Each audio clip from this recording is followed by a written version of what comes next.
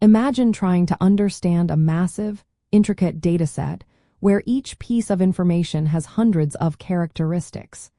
How can we possibly see the relationships hidden within such complexity?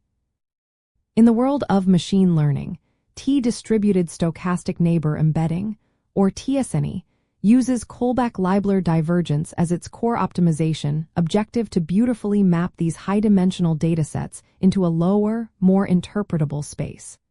It helps us visualize complex data by preserving local structures. Kullback-Leibler divergence is a fundamental concept from information theory. It measures the difference between two probability distributions. In t-SNE's case, it quantifies how much information is lost when we representing the relationships between data points in a low-dimensional map compared to their original high-dimensional space. Specifically, it assesses the mismatch between the probability distribution of pairwise similarities in the high-dimensional space and the corresponding distribution in the low-dimensional embedding. This divergence is inherently asymmetric, meaning that it penalizes misrepresenting distant points as close much more heavily than misrepresenting close points as distant. This asymmetry is crucial for t-SNE to prevent the undesirable crowding of points in the center of the low-dimensional map. t-SNE works by first constructing a probability distribution over pairs of high-dimensional objects, where similar objects have a higher probability of being neighbors.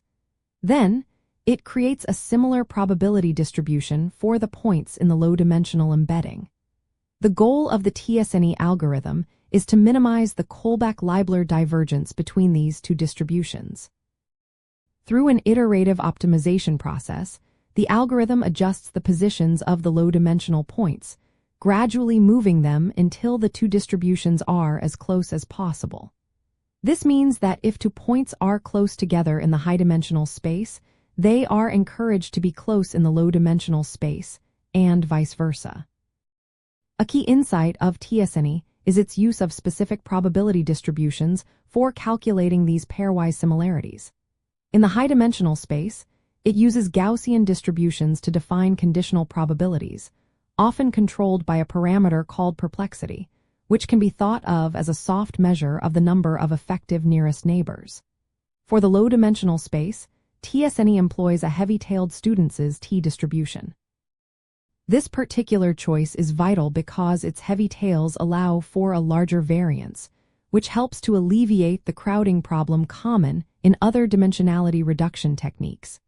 It permits widely separated points in the low-dimensional space to still representing moderately distant points from the high-dimensional input, without collapsing them into a central cluster.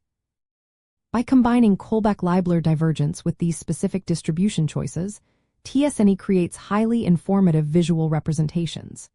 It prioritizes preserving local neighborhood structures, enabling us to uncover hidden clusters and patterns in complex data that would otherwise be invisible.